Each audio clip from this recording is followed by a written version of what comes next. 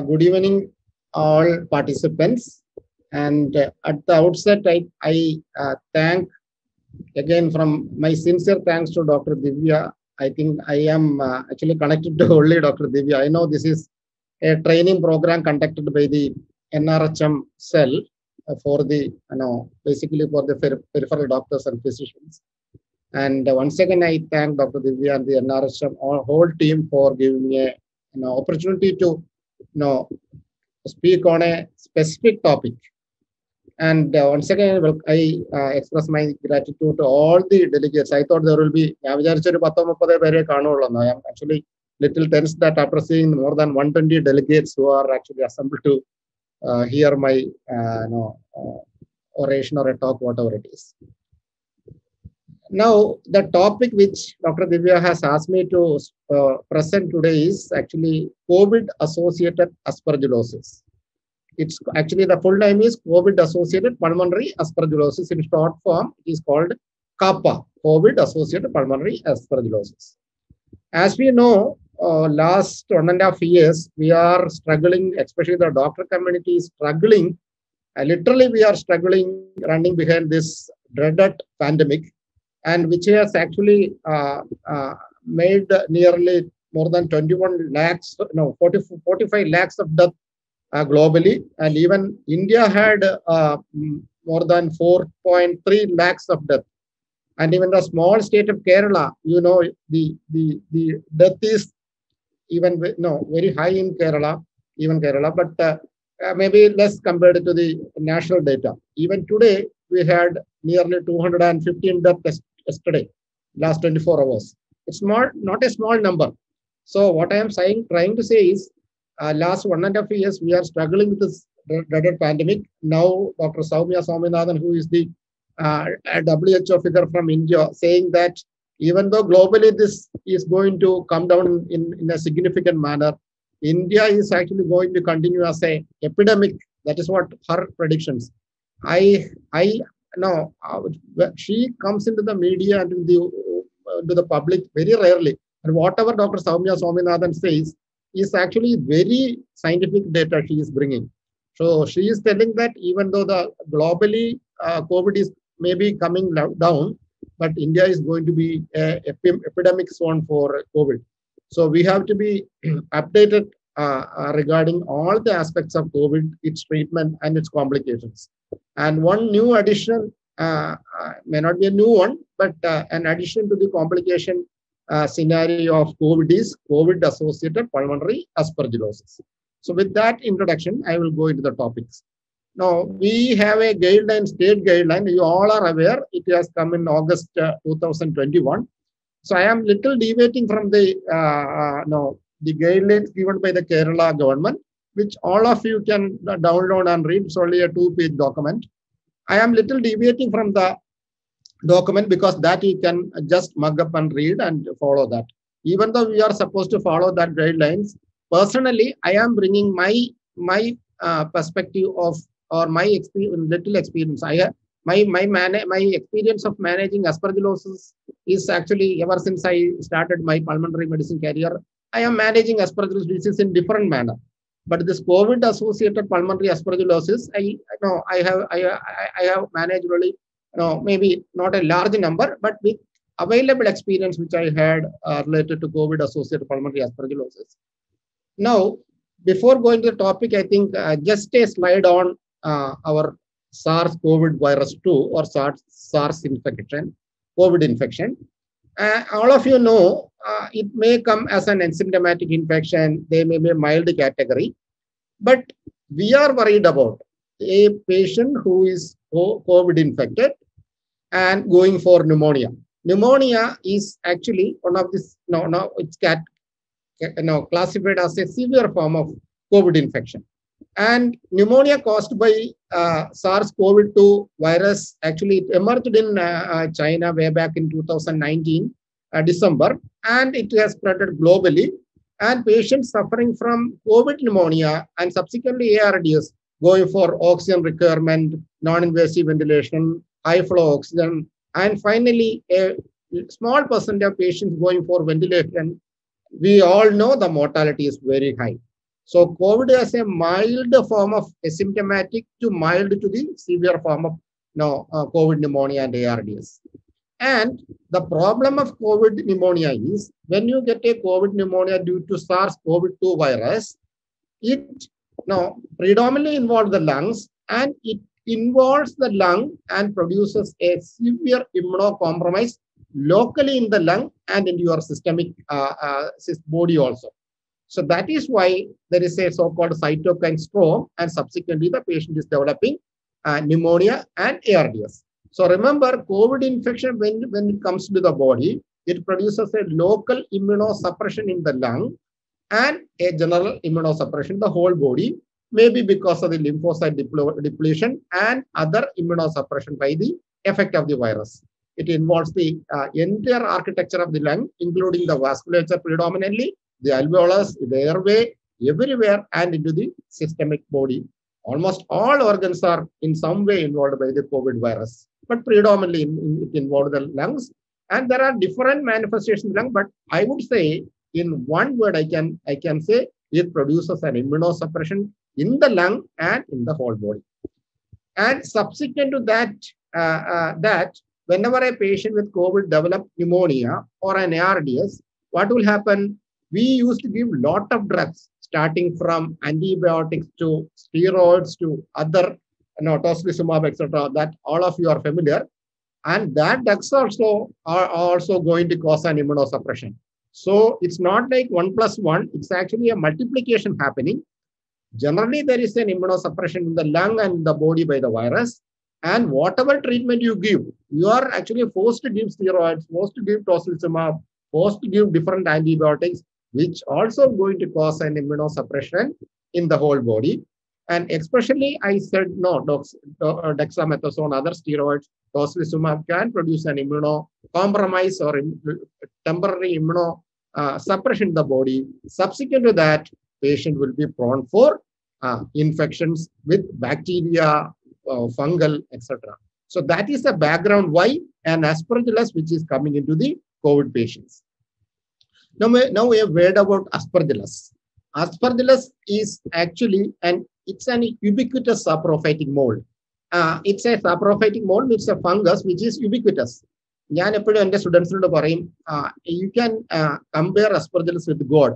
നമ്മൾ എന്താ പറയുന്നത്, ദൈവം എല്ലായിടത്തും ഉണ്ട്. അതുപോലെ aspergillus is everywhere. It is ubiquitous. നമ്മൾ എവിടെ ഒന്ന് തൊട്ടാലും നമുക്കറിയാം, ഒരു വെറ്റായിട്ടുള്ള ഒരു ക്ലോത്തോ ഒരു ബ്രെഡിന്റെ പീസോ 2 ദിവസം നമ്മുടെ if it is lying in the atmosphere, what happens? The fungus will come on that surface. And aspergillus is everywhere, in our bed, in our hospital, in our wall, everywhere aspergillus is there. And normally aspergillus is not causing any problem to our lungs because of our pulmonary defense mechanism. The second most important function of lung is pulmonary defense mechanism. As you know, the first important function of our lung is respiration.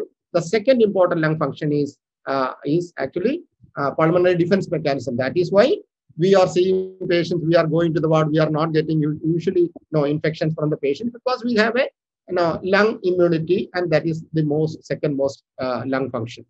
And but aspergillus, even though it is ubiquitous, it is present everywhere, it is not causing any problem in our immunocompetent normal person because the pulmonary defense mechanism will not allow the aspergillus to make a disease or make into multiplication. And it is aspergillus has an unique property. It is actually thermotolerant. The temperature actually it will tolerate. It is thermotolerant, and the size of the spore of the aspergillus is only 2 to 5 microns. And since it is very small, it can enter into the main bronchus. It can go into the bronchus to the broncholar, maybe into the distal broncholar level. Because of the small size, it can deposit in the major airway and in the distal airway. And when there is an favorable medium comes for the aspergillus to proliferate, it proliferate and produce infections. So much so that the host characteristics, if the patient is immunocompetent, there is nothing to worry about. If the patient is immunocompetent, that host characteristics is one of the major determinant of aspergillus infection. So as I said, aspergillus, that aspergillosis is the disease caused by an aspergillus fungus, and it may be a simple allergy. You may just sneeze with aspergillus allergy, or your airway can be involved producing asthma or diseases like ABPA.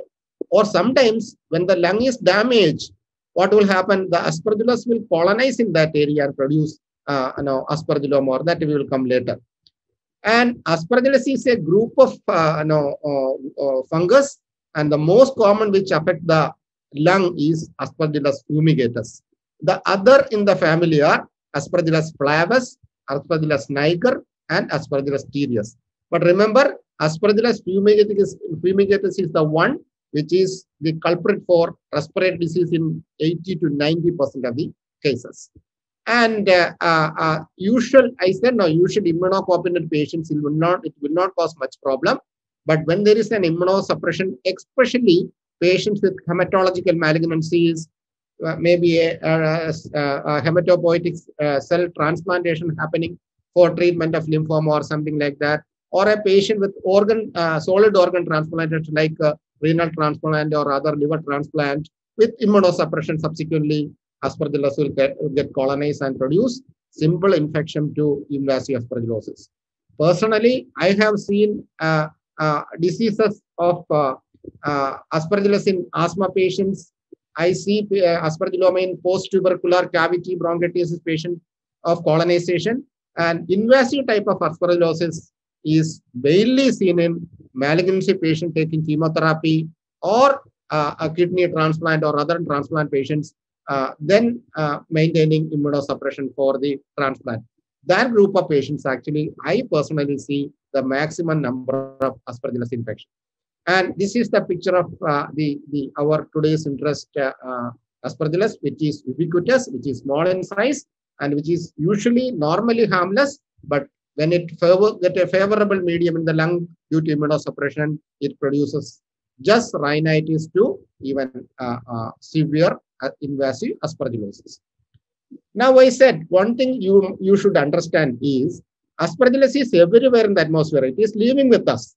So, whenever you get a sputum sample in an immunocompetent host, when you send the sputum for a cytology and you are getting a report that there are few aspergillus seed, but the patient has otherwise no symptoms, no cough, no fever. It is just a simple colonization. There is no clinical significance. You can just leave that. It may be a contamination or a simple colonization because aspergillus is found in the atmosphere everywhere. But remember, if the patient is atopic means if the patient is allergic, what will happen? The aspergillus will go through the nose into the upper airways and produce multiple sneezing or allergic rhinitis, nasal block, etc. So, an allergy patient, it can produce two diseases, 1, 2, or 3 diseases. Number 1, the mild form is an allergic rhinitis. Okay, so in immunocompetent patients, it may be a simple colonization, may not be clinically relevant. But in an allergic patient, you may get an allergic rhinitis or simple sneezing due to the aspergillus. And it can produce asthma, like you have dust allergy producing asthma. Aspergillus or fungal allergy can be a cause for manifestation of asthma.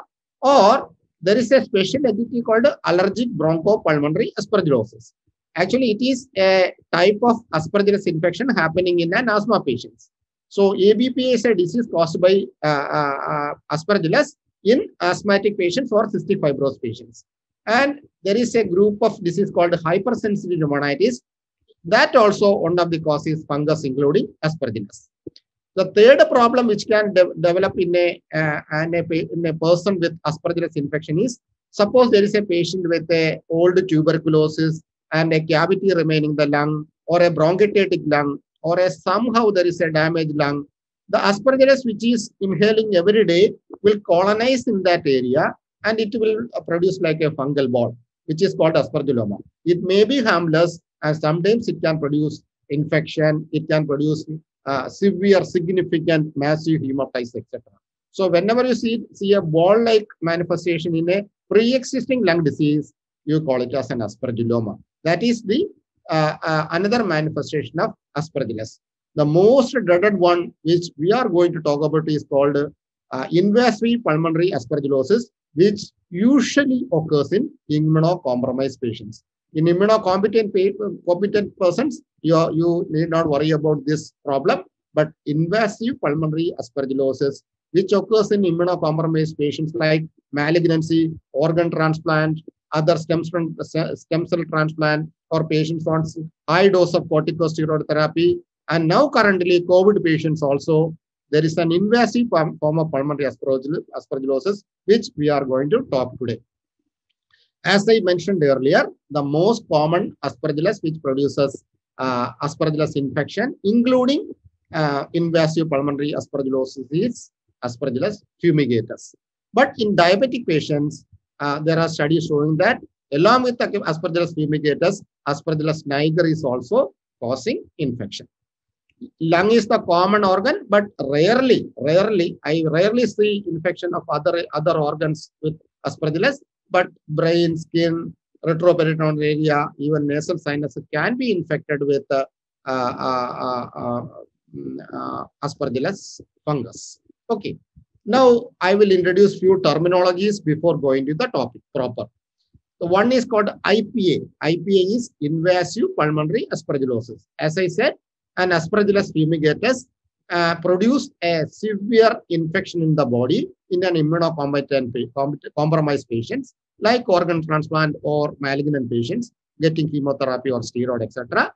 When you get a infection by Aspergillus in the severe form, we call it as invasive pulmonary aspergillosis. The second terminology I want to introduce is called IAPA or IPA, which is actually influenza-associated pulmonary aspergillosis. Actually, before CAPA, IAPA IPA was one which was actually known to us. Influenza is a well-known condition to produce local lung immunosuppression, and influenza also can produce severe form of pneumonia. And influenza is well known to be associated with Aspergillus, invasive aspergillosis.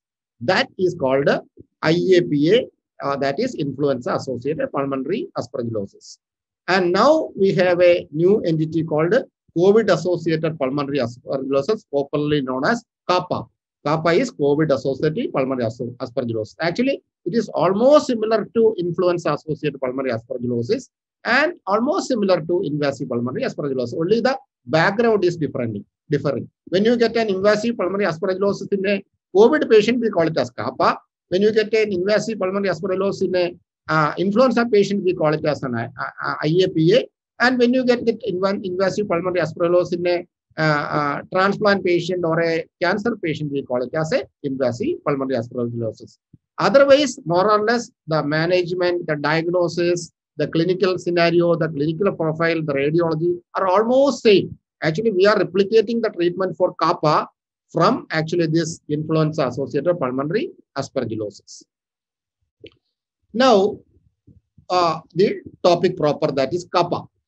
Invasive pulmonary aspergillosis is actually a well-known in immunocompromised, I said, and influenza is also associated with severe form of influenza is associated with invasive aspergillosis, which is called IAPA. And in influenza and COVID, why this aspergillosis is happening? And I said earlier, when there is an infection, especially with this virus, there is a local lung or airway immunosuppression and whole body immunosuppression. And this COVID virus actually produces a damage in the respiratory epithelium, and the mucociliary clearance mechanism is also totally damaged by COVID virus when it is affected in the lungs in the severe form, and it will produce a local immunoparalysis. So you see that word, it's not a depression, it's a total paralysis of the your lung immunity, and that is actually the key pathophysiological factor for CAPA.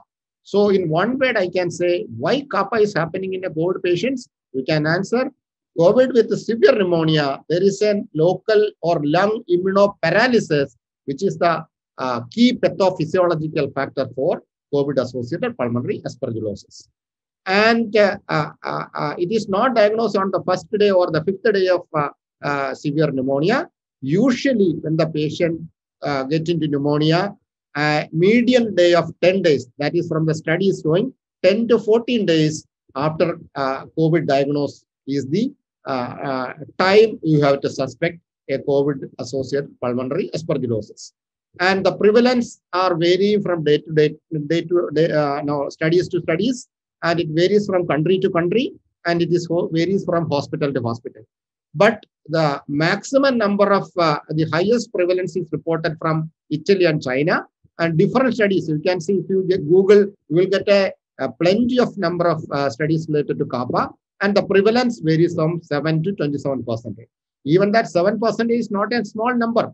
When there is a severe pneumonia patient, 7% to the 30% or 27% of patients can have a COVID-associated pulmonary aspergillosis. So it's not a small number. So you have to keep in mind that aspergillus infection or a kappa is not a rare problem. It's a problem to be addressed or suspected in patients with a severe COVID pneumonia.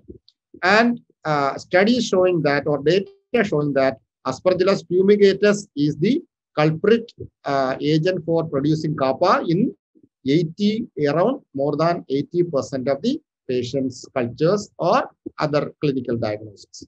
So the most common organism is Aspergillus fumigatus.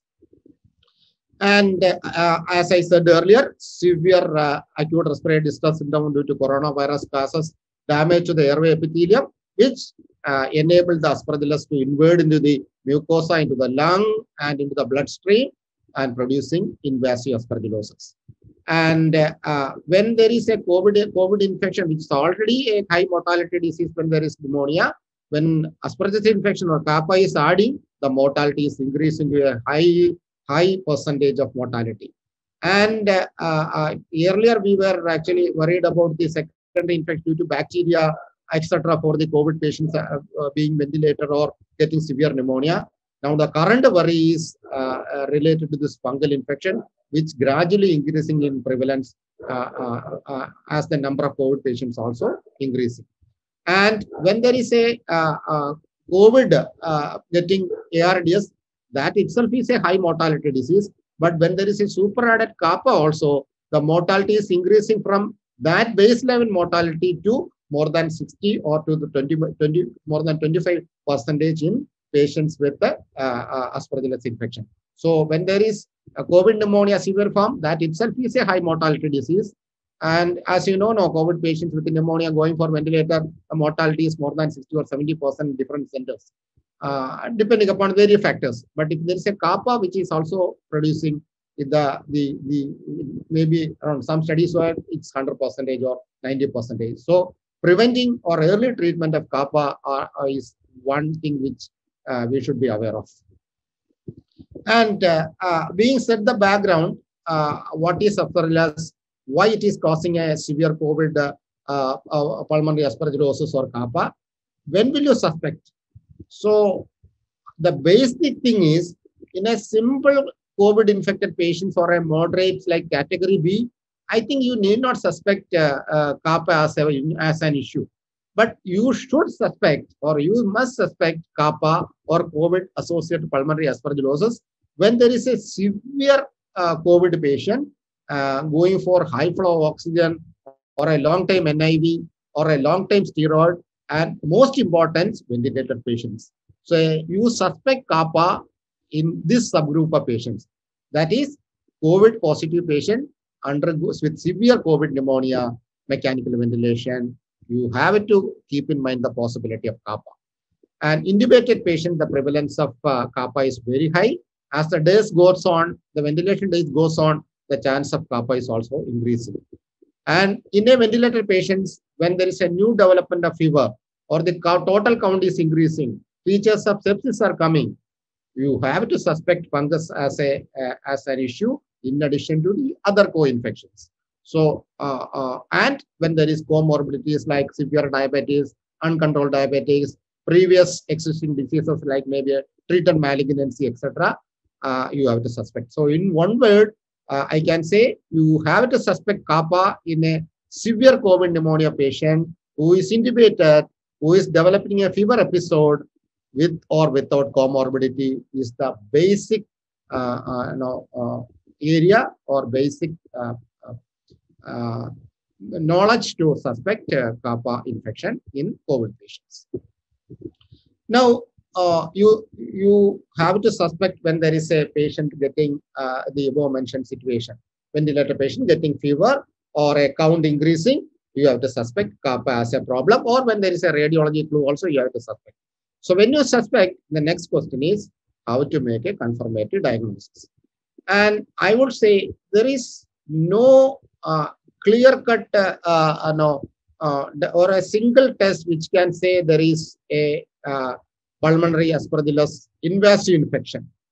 You have to do a spectrum of tests or more than one test to make the possibility or probability of pulmonary aspergillus infection. The most important thing is, I stress the word again, the most important thing is a high index of clinical suspicion is the cornerstone of diagnosis of kappa. So as I said earlier, when there is a ventilated patient, prolonging the ventilation, developing temperature, high count, X-ray getting worsening, CT showing worsening, you have to suspect if the possibility of a aspergillus infection. And when you get a sputum fungus positive in that particular patient, or a maybe a culture getting positive, or a microbiologist saying there are a lot of fungal filaments looking like aspergillus, in that clinical situation that is relevant. If that clinical situation is not present, I think a few fungal strains in the tracheal aspirate or in the endotracheal aspirate or your spit out sputum, it's not significant. So what matters is the background is very important. And you can see that two things which I have highlighted in the red color. That is a galactomannan antigen, which is an antigen present in the cell wall of the the capsule cell wall of the aspergillus fungus. When the aspergillus multiply, the galactomannan level will be elevated. Where it will be elevated? Naturally, the infection is in the lung, so it will be elevated in the secretion of the lung or from the lavage which you take from the patient. If the galactomannan is elevated, that is a very important test for confirming the possibility of aspergillus infection. So galactomannan, I would say, is one of the gold standard or one gold standard. So when there is a high index of clinical suspicion, when the galactomannan is positive, either in the bronchial alveolar lavage or in the serum.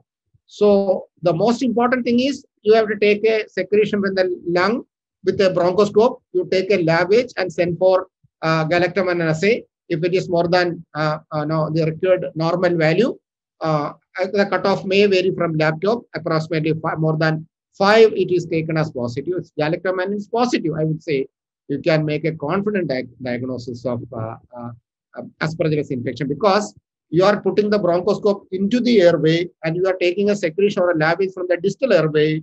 The galactomannan antigen positive, it's almost a confirmatory test.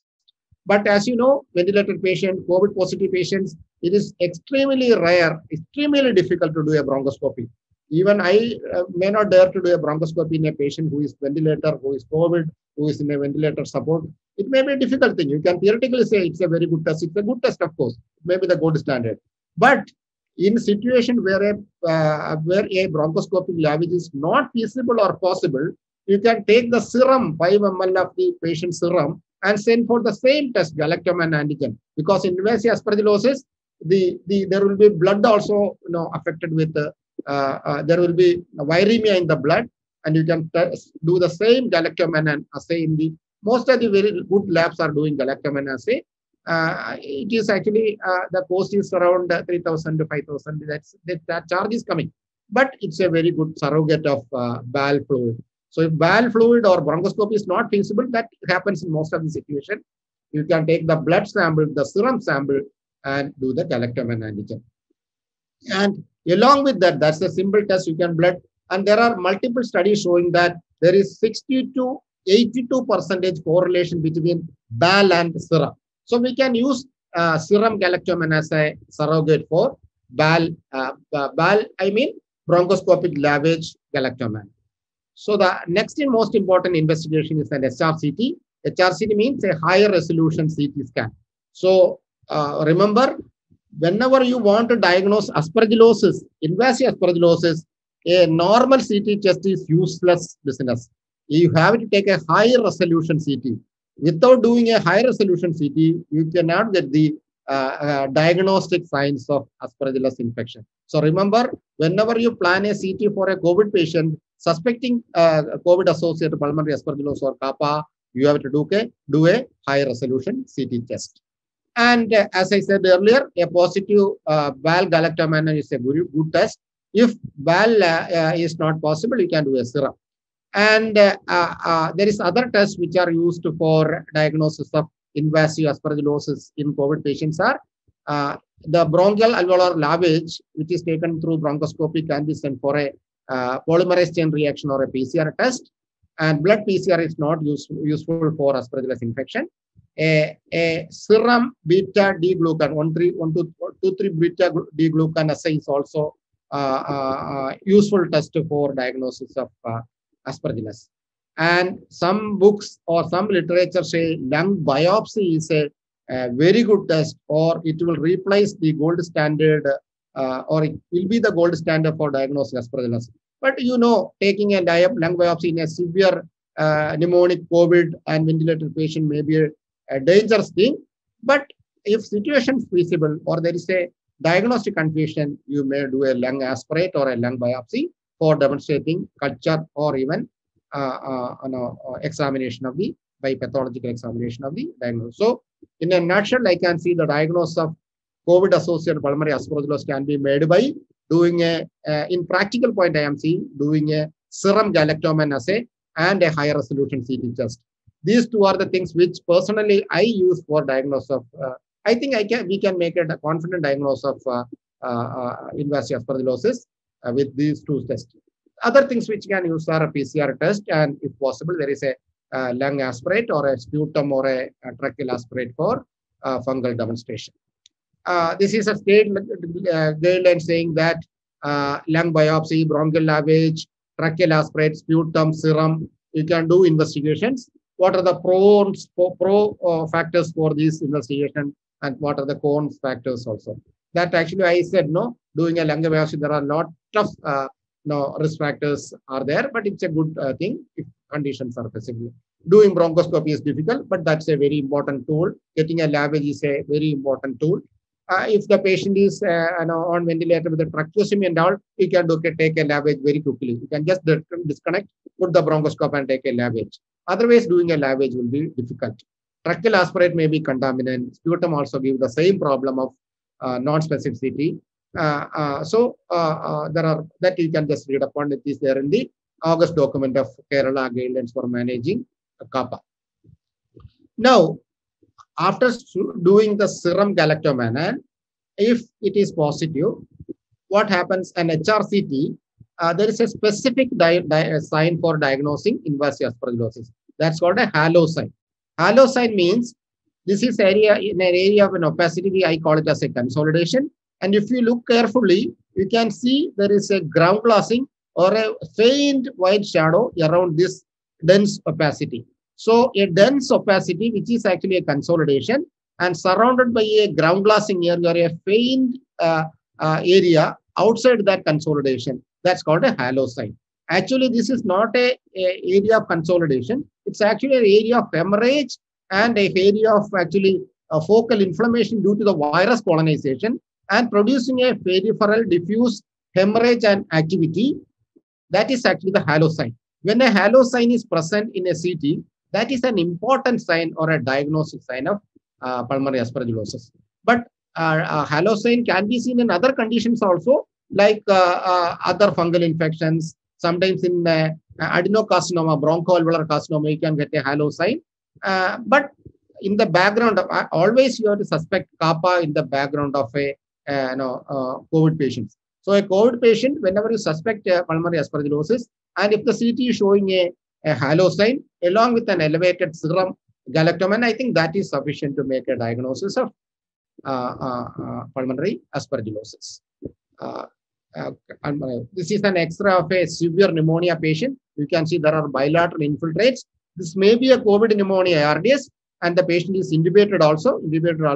Now, when there is this patient getting no improvement and the counts are increasing, patient getting fever, already 14 days over, then one has to suspect a aspergillus infection. and you can do a serum galactomannan or an aspirate for pathological examination, or you can do an HRCT looking for the halo sign or other evidence of aspergillosis. This is one of our patient who actually finally happened to have a high galactomannan and diagnosed as pulmonary aspergillosis. This is also one of our patient who was intubated. Actually, this patient has previous malignancy 10 or 20 years back. And with that mild immunosuppression, this he become COVID positive, severe COVID pneumonia. Initially was on NIV, then it was intubated. And this bilateral shadow may be because of the COVID pneumonia, but because of no improvement, because of high count, we thought the possibility of a pulmonary aspergillosis, and investigation done finally and started on antifungal treatment. This is another patient who, this is the typical COVID HRCT picture or CT picture. In COVID patients, when you take the CT, the upper part of the lung is usually somewhat free. The basal part, you can see the basal part is full of consolidation with some areas of ground glassing. You can see the areas of ground glassing here and there. And the patient is intubated and not improving. You have to put the possibility of a pulmonary aspergillosis and do other investigations and start the patient on antifungal treatment. And this patient, actually, this is not a COVID CT. This is the patient's CT. You can see this is the mediastinal window of the CT of that patient. You can see there are multiple, superior mediastinal shadows. You can see there are the mediastinum. There are multiple shadows. All these shadows are actually due to multiple lymphadenopathy, and there was bilateral effusion also. The patient had a mild pericardial effusion also in the other images. Actually, this is actually a CT, old CT of that patient, and he actually diagnosed to have lymphoma, and the patient was started on chemotherapy, CHOP regime or chemotherapy, and subsequently he was actually took 2 or 3 chemotherapy, and then he became COVID positive, maybe from the hospital acute. He became COVID positive, and initially he was mild symptomatic. Later, he was admitted in medical college with the desaturation, and he was on NIV. But this CT picture of the patient, now the lymph node has suppressed. This peculiar CT, which shows actually a faint ground glassing opacity, or there is somewhat like a halo sign. And we did the investigation for aspergillus, and the patient was positive for serology. And this radiology and clinical picture, we put the patient on antifungal treatment, and the patient improved. This is actually another picture showing how an early halo sign looks. Here, if you concentrate the yellow arrow, which you concentrate, you can see in the central part there is a dense shadow, which may be due to hemorrhage or that due to the colonization of the fungus. And you can see a halo sign, which is a faint opacity around that dense opacity. That's called a halo sign, which is actually a hallmark of invasive aspergillosis on the background of suspicion. So this is again to highlight the importance of HRCT in the diagnosis of invasive pulmonary aspergillosis. I said no, patients with a pre-existing disease like an old tuberculosis or a pre-existing cavity due to some other infection. The patient was having took 8 to 10 years back, and there was a residual cavity in the left upper lobe. And later on, the patient presented to me with hemoptysis in the ward, and during our management and the hospital, he turned out to be COVID positive. But the patient was actually shifted to medical college, and he was actually related to the COVID. There was no much issues. He had only mild COVID, but that hemoptysis was persisting, and this was actually the CT which he was having even before the COVID that has become positive. So we can see in the left upper zone there is a cavity, and inside that you can see a ball-like structure inside, and there is a lucency above that. So this is called a halo. No, this called a air crescent sign, and this is the fungal ball which is due to an aspergillus. Actually, this is an aspergilloma or a fungal colonization, which if it is silent, nothing to be worried about. But this fungus will erode the blood vessel gradually, and if produces a hemoptysis, the management is not antifungal treatment, the management is surgical removal. So you have to do a left upper lobectomy and remove the fungal ball. Otherwise, the patient will die with massive hemoptysis. So I am putting this image just to show that invasive pulmonary aspergillosis is totally different from aspergilloma or colonization. Even a COVID positive patient, otherwise asymptomatic, not hypoxic, not requiring oxygen therapy, if his X-ray or CT showing an aspergilloma like this, doesn't mandate investigation for aspergillosis. Only when the patient have symptoms which are related to invasive pulmonary aspergillosis, then only we have to think of that possibility. This is another condition which also related to aspergillosis. So I said there is a condition called allergic bronchopulmonary aspergillosis, popularly called as ABPA.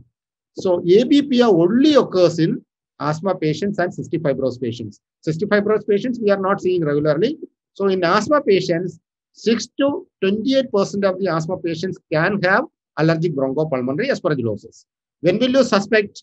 Whenever an asthma patient who is on treatment with inhalers or other drugs, when they are coming with recurrent exacerbations, you are putting inhalers, you are putting other 2 inhalers, patient is put on intermittently on bronchodilators, in between steroids, but every 2 weeks or 3 weeks or every month he is coming with asthma exacerbation.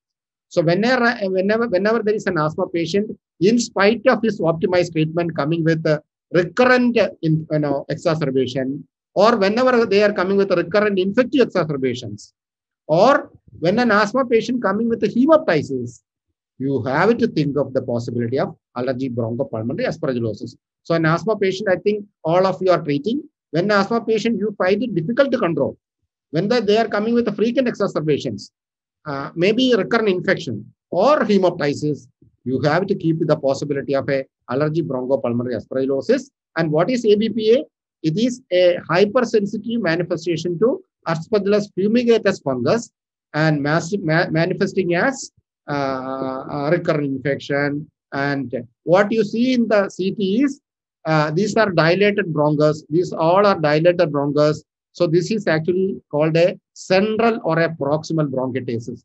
So an HRCT showing central or proximal bronchitasis in an asthma patient with a recurrent infection, exacerbation or hemoptysis is the hallmark or the dictum to diagnose allergic bronchopulmonary aspergillosis.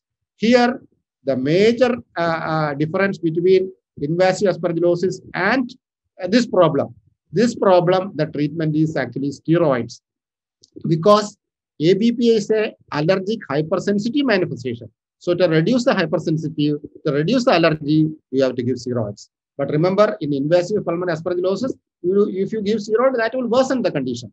And you have to treat antifungals. Antifungal has a mild role, a minimal role only in ABPA. The main treatment or main line of treatment in ABPA is corticosteroids. Okay, and this is one of our patient. The first CT, HRCT on the left side is showing severe interstitial changes or COVID pneumonia. The patient had a galactaman positive. We could not do a bronchoscopy, galactaman positive. And there was high blood count and all. He had a fever and galactaman was positive. And the patient was started on voriconazole. And after 12 weeks of treatment, the patient had a near normal CT with marked clearance. So even though there is a high mortality in patients, are improving with antifungal treatment if you diagnose the patient sufficiently early and put the patient on adequate dose of antifungal treatment. Now, the last part of my class, I would say, is treatment of one thing I forgot to say, our Kerala guidelines for the convenience of diagnosis, divide the diagnosis into proven kappa, a probable kappa, and a possible kappa. I think that will confuse the scenario. Whether you diagnose a probable or a proven, the treatment is same. So whenever there is a high index of suspicion with some test positive, which can be taken as valid, the possible probable are actually not going to work there. You have to manage the patient. That's why I purposefully skipped that slide in my presentation. So, but Kerala guidelines divide it into proven, probable, possible, based on investigation that you can just go through when you get time. So when you clinically suspect an investigation support your diagnosis, you have to treat the patient sufficiently early. And the drug of choice for, or the best drug for treating COVID-related pulmonary aspergillosis is voriconazole, which is freely available, or literature isavuconazole is also useful. But I think voriconazole is a good drug. It has drug interaction with other drugs, especially with some of the COVID treating drugs. But our patients are tolerating voriconazole very much. So voriconazole is the drug of choice for treating yeah, COVID-related pulmonary aspergillosis or kappa. And the dose of voriconazole is simple to remember. It is 6 milligram per kilogram body weight BD for 1 day, and followed by 4 milligram per kilogram body weight for the duration which you plan. And usually we are giving orally. If we can give by rights tube, or most of the patients we are giving by oral route.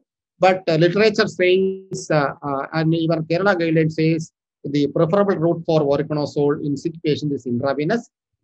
Maybe because there is some possible malabsorption from the intestine or stomach because of the gastroparesis, which is usually happening in intensive care patients. So when the patients ventilate and all, if possible, you can give an intravenous voriconazole. Otherwise, a tab voriconazole is also will suffice the situation. And the next alternative, if voriconazole cannot be given due to drug interaction, not tolerating drug reactions, etc., the next choice is amphotericin B. Either you can use liposomal amphotericin B, or deoxycholate amphotericin can also be used. And the recommended dose is 3 milligram per kilogram body weight day per day for the required duration which you decide. Remember, amphotericin, when you give, it is an expensive drug. There are side effects.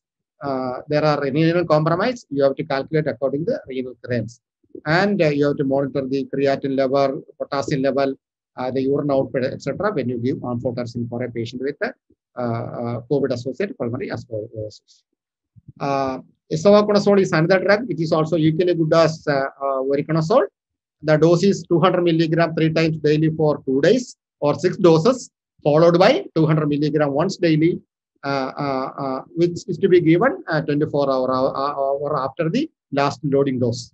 And the efficacy is almost similar to voriconazole. The beauty is the toxicity level is less. It is more hepatic and nephro-renal friendly.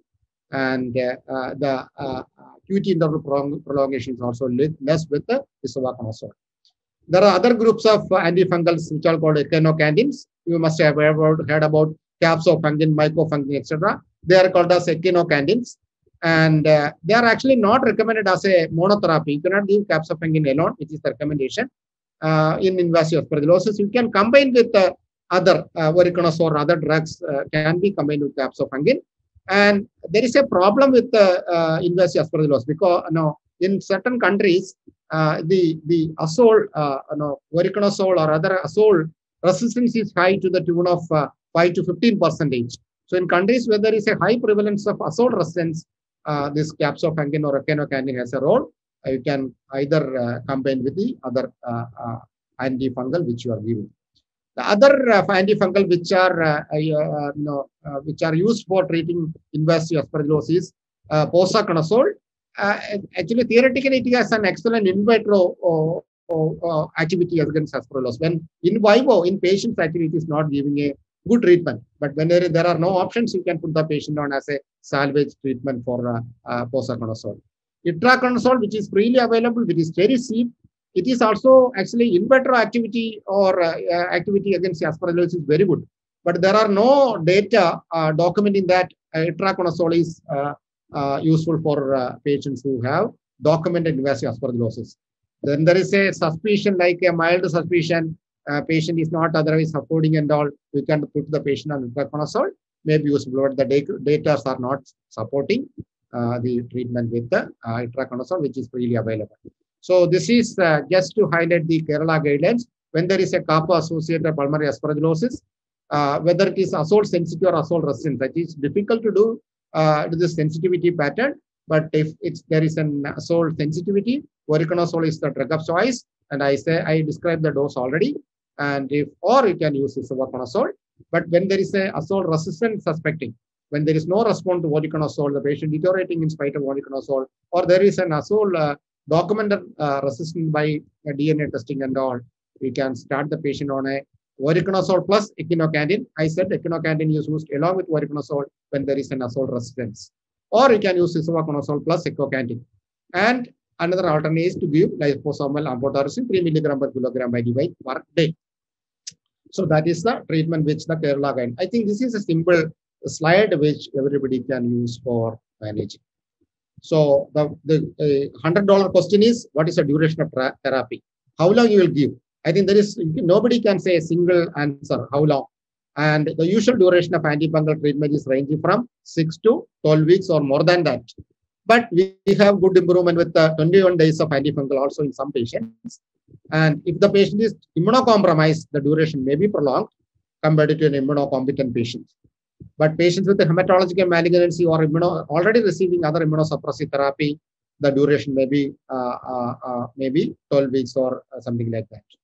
And when you put the patient on antifungal treatment, the duration is to be dependent upon the patient's immunocompetent stage and the high resolution CT response and a galactomannan. It is said that you have to repeat the galactomannan in a patient when you put the patient on antifungal. Every week you can do galactomannan for the follow-up and maybe a HRCT according to the clinical decision. And final is, what are the measures which you can take to reduce kappa? Actually, in some way, since Aspergillus is ubiquitous, it is there in the ICU also. It is there in the ventilator also. It is there in the atmosphere also. Ruling out an environmental source by sampling your room air in the ward, in the ICU ward, in the in the materials which are used in the ICU, especially the oxygen source and the pressure oxygen source. You can take a swab and in between check for the presence of Aspergillus and clean that area is actually important. You can use filters like HEPA filters, which somewhat help in reducing the Aspergillus. And all mechanical ventilated patients who are on ventilator with severe COVID pneumonia, ARDS, you can do a serum galactomannan assay twice weekly. That is a recommendation. But I think that may be a costly affair.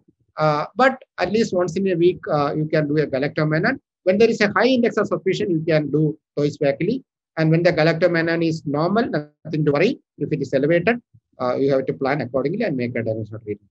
And some centers, some recommendations are there. You can nebulize the patient with the amphotericin B with a nebulizer with 12.5 milligram of liposomal amphotericin. Nebulization can be given. That will prevent. There are few studies showing that along with antifungal, you can nebulize liposomal amphotericin B, giving little upper hand or good improvement. But the most important thing I would say, I think that is one thing I wanted to highlight in my presentation. There are a lot of misuse of steroids, a lot of misuse of tocilizumab for patients with COVID pneumonia. A timely, judicious use of steroids, judicious use of antibiotics, judicious use of tocilizumab is important in preventing COVID infections. Aspergillus infection. A couple of weeks back, we had unfortunately one patient succumbed or had a death in medical college, and the relatives were actually fighting with the intensivist, saying that why didn't you give this tocilizumab? Because the patient came on medical college on the 16th day after his pneumonia. So how can you give a tocilizumab late in that period? And they were arguing that even after a month you can give tocilizumab. That's actually the thing which people are arguing. But a optimal, timely, judicious use of drugs. Otherwise, these corticosteroids, antibiotics, or even tocilizumab will facilitate the growth of Aspergillus and produce invasive aspergillosis. So there is a beautiful study which came in European Respiratory Journal recently. They say that the invasive pulmonary aspergillosis or kappa is almost similar to invasive pulmonary aspergillosis, and the average time for diagnosis of kappa in their ventilated patients was 10 days, and Aspergillus fumigatus was found in 80% of their COVID patients. It's an European study, and 4 out of the I think it is 28 patients or something like that was azole resin. But so azole resin is not a very major problem. And nearly half of the patients, or more than half of the patients, are treated then with voriconazole. And 52, half of the patients, 50% of the patients died, and due to the illness. So it's a high mortality. And the cumulative incidence of kappa in their ICU was 1% to 39%. So 50% of the patients died, but the other 50 patients improved with treatment. So the final take-home message from my class is COVID-associated pneumonia, or kappa, is a serious Aspergillus infection. It's potentially life-threatening, and it's happening or complicating patients with severe COVID pneumonia receiving immunosuppressive treatment, including steroid tocilizumab. A high index of suspicion is the key for diagnosis, and early management is the key in managing kappa. Voriconazole is a drug of choice, and again, as I stress the point, a judicious use of steroids and other immunosuppressants in managing COVID patients is the key thing, and a clean atmosphere may be the second thing to prevent kappa-associated pulmonary aspergillosis. Thank you very much for your patient hearing. Thank you very much.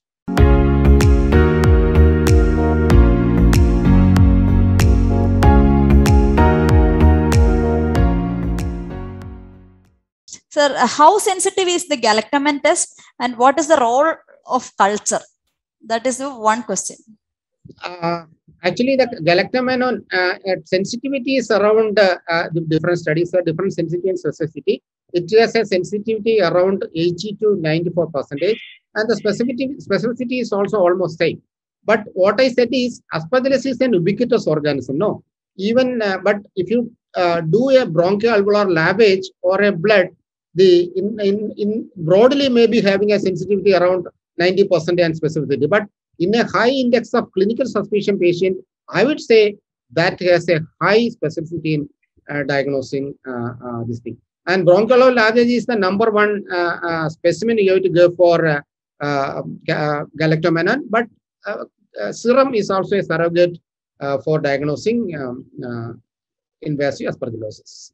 Sir, and regarding the second question, Divya, the sputum sample or the aspirate, there is a high chance of contamination. So just demonstrating aspergillus few filaments is such of no significance. But a patient with a high index of suspicion, a CT suspicious, you take an aspirate or a lavage for cytology, and the pathologist is saying there is plenty of aspergillus colonizing typical branching pattern, spore, then it has a value. Sir, is there any role for IgG in aspergillus? I think aspergillus antigens are done for that, but it is not actually the IgM and Ig immunoglobulins are actually not used for a diagnosis of in one word it's not very useful in the diagnosis of a invasive aspergillosis. But one word I can add, in allergic bronchopulmonary aspergillosis, it's an allergic manifestation. The IgG and IgM level, total IgM and total IgG level, and IgE level also may be elevated, and which is also the aspergillus specific IgG is a diagnostic test. We call it as a serological hallmark of diagnosis of allergic bronchopulmonary aspergillosis. But for invasive aspergillosis, it may not be a very important investigation. Next question is role of aspergillus and antigen skin test for diagnosis. Again, I say that is a test used for diagnosis of why a skin test is positive? It's showing that you probably got as an allergy testing. No. So aspergillus producing an allergy or a hypersensitivity, this skin test is a useful tool.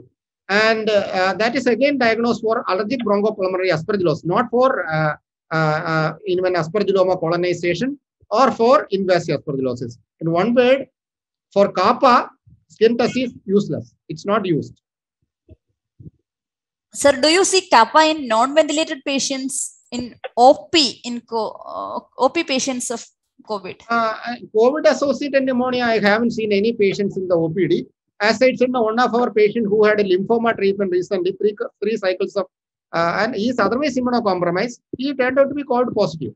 And actually, he developed a fever and febrileness. That's why a pulmonary consultation came.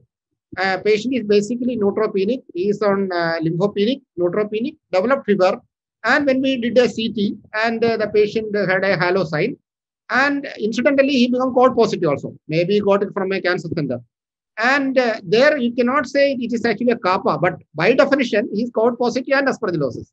So that patient was not ventilated. He was only running temperature and we made the same treatment as kappa. Otherwise, I haven't seen any patient who is unventilated, not requiring oxygen and invasive aspergillosis. Okay. So I wish to ask you some doubts regarding the aspergillus because we have never seen one, even a single case of aspergillus. And we have submitted a proposal for the same. And we are trying to look into the cases. But see, aspergillus, for me, like a mucor and aspergillus, I am interested in fungal infections as well. Because I have submitted many posters in Geotrichum and non-candida East albicans and all. Excellent. I am a Calicut product, under Dr. C. Ravindran. Way back in 2009. So my basic question is, it takes time for aspergillus to grow there, right? It doesn't come immediately. So how about this profile of the patients? They have to have some time in the ventilator or immunosuppressed state to grow this one. Because most of the cases here, we could discharge the patient in a month's time or at least 2 weeks' time giving steroids. So I was thinking, really, is it enough for aspergillus to grow? Because it needs prolonged immunosuppression, right?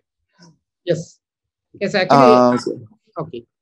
Okay, what is your, I'm not sure about the cases there.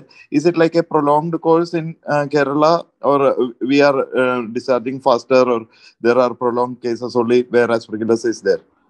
This is my question. Okay, so thank you for the question. It's actually an interesting question and valid question. So first of all, I say the data globally with evidence-based document studies showing that the median time for suspecting aspergillus is 10 days. So if the patient is turned to be positive on 1st January, from up to 10 or 12 days, you need not suspect kappa as a possibility. And that's the time period to develop 5th day to the time period to develop stroma and subsequently immunosuppression. And both the immunosuppression due to the COVID, which is actually basically high from 5 to maybe 15 days or 12 days. And along with the treatment, medium day in most of the studies is 10 days. That is a data. So from the you can take the message like when a patient is ventilated, from the day of positivity from the 10th day onwards, you can suspect aspergillus. But our experience, our prevalence is not very high compared to the Western data or China data. We have, I think, we have only less than 3% of aspergillus infection. And our experience is patient ventilator, the average period is 14 days to 21 days, or is the period where we are highly suspecting. And the scenario is the patient is not improving on ventilator, high requirement of oxygen, and a CT score of more than 20, 23, and patient having a high count with a procalcitonin normal, ruling out a bacterial infection, and the patient's serum galactomannan is high, around the 14th day or between 14th or actually 21st day, second to the third weeks. That is the time which is my personal experience. Those kind of patients are here. You have seen also, doctor, right? After 2 weeks, you have seen. And even Bala galactomannan and aspergillus, we are taking, right? Yes. Because our endpoints are like Bala galactomannan we have to take. This is our protocol we have submitted.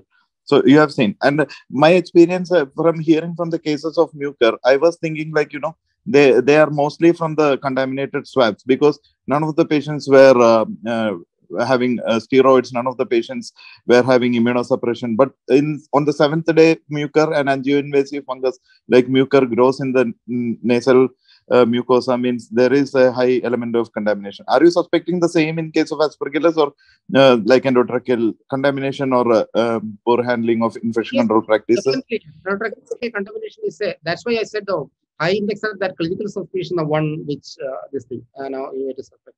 Recently, I had a patient which is post-COVID patient. Even actually after 2 months is over, the patient had desaturation, cough and all. The CT showed a suspicion of aspergillus, and the physician did a sputum for aspergillus, which was positive.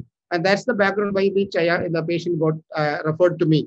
So the patient was not having much desaturation. The sputum sample was actually positive for aspergillus, and the fungal culture is given, which will take a long time. So the patient is post-COVID. So I did a bronchoscopy. I took a lavage and sent the lavage for galactomannan. And for curiosity, I sent the blood serum sample also. And the microbiologist, when I talked to them, both were actually positive. The BAL also positive and the serum also positive. So the patient was started on treatment and the patient could have dramatic improvement. So in the post-COVID scenario also, I am seeing fungal infections. But contamination, thank you so much, Aspergillus is ubiquitous. No, it's a contamination issue. Like Pseudomonas bacteria, Aspergillus is an issue for contamination. So a careful specific technique is also important. Yeah. Okay. Thank you, doctor. And about isavuconazole, you might be having that also, right? There, above posaconazole. No. Actually, we maximal patients are getting voriconazole. We have only few patients. Capsofungin we are giving for. But capsofungin for Aspergillus is not a good choice. No, not actually monotherapy. Along with the other drug, when the patient is severely ill, not improving, as a rescue therapy, we are adding capsofungin along with capsofungin. And lafungin might be a better choice because it doesn't have interaction with the kidneys and liver. Yes. But for us, posaconazole, amphotericin, or voriconazole.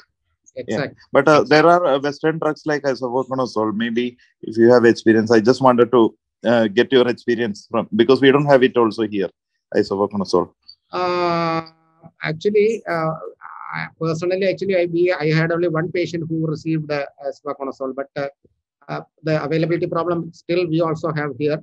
But that patient actually finally we could not improve. So our maximum experience is with voriconazole and amphotericin. Thank you so much, doctor. Thank you for your valuable, precious time. Thank you, sir. And the next question is Kappa in post-COVID patient. That anyway you just had a word about that. How will be the presentation? That is the question, sir. Actually, this Aspergillus infection in post-COVID is there. But going for invasive pulmonary aspergillosis, that's actually a serious condition. Patient will be severely, critically ill and all, even whatever be the situation. But post-COVID is also a scenario where there can be local immunosuppression in the lung. So the immunosuppression, the invasiveness of aspergillosis depends upon your body immunity. When there is a local immunosuppression with more or less good general immunity, the aspergillus can produce a mild form of invasive aspergillosis or colonization, infection in the lung only. The patient may be mild desaturating with cough, a mild fever, exertional breathlessness, and coming with an X-ray showing bilateral infiltrates, CT showing a pattern which is showing granulosity here and there, with or without halo sign. One possibility is an invasive aspergillosis. The topic which we discuss is about patients who is ventilated and severely sick. But you have a mild form of aspergillus infection. You can call it as an invasive aspergillus infection in the post-COVID patients also. They are not too sick. And what you can do is, we can do a serum aspergillus, galactomannan. And if the patient health is permitting, we can do a bronchoscopic lavage, which we are doing regularly, and test for galactomannan. And correlate within the CT chest, we can treat the patient. In one word, I can say it is present in post-COVID patient. The presentation is usually with a mild fever, exertional dyspnea, cough with sort of non-productive expectoration, and a blood count showing high TC with relative lymphopenia and leukopenia, and bronchoscopic lavage or serum showing elevated galactomannan. The patient and the response to treatment is very good compared to patient who is on ventilator. Is there any role for vitamin C in treatment of aspergillosis? I think no, there is no role for vitamin C. No. People are giving, but it has no evidence-based role for managing aspergillosis. Is there any role for preventing post-COVID aspergillosis? Prophylactic treatment of aspergillus is not recommended. Not recommended. Sir, eligibility criteria for prophylaxis with amphotericin, liposomal amphotericin B? Yeah. Eligibility criteria means a patient who is on ventilator for a prolonged period, and if you are suspecting a high possible because the lung is too much damaged, the patient is already hypersensitive or some immunosuppressed, uncontrolled diabetes or previous malignancy, you are suspecting there is a high chance of aspergillus infection, there are studies showing that amphotericin nebulization prophylaxis has a role. But we are not actually giving as a prophylaxis, in fact. But even without a documented evidence, we are giving antifungal as treatment, not actually as a prophylaxis. So in one word, I can say prophylaxis has a role with the amphotericin nebulization. And otherwise, the voriconazole in tablet form, it is not actually documented evidence to give us a prophylaxis. But even though we are giving as a, maybe in mind we are giving as a prophylaxis without any documented evidence, but we are giving as the dose which is equivalent to the treatment dose. So in other drugs, actually the prophylactic dose may be a small dose compared to the therapeutic dose. That's what I think the doctor is asking. So that is. So please comment on ABPA in post-COVID patients, how to diagnose and treat. ABPA has a diagnostic criteria by International Society for Fungosis and Mycosis. That's called a Ishram criteria. That is there for all patients, irrespective of the post-COVID or pre-COVID. So nothing to do with the post-COVID period. It's a hypersensitive manifestation.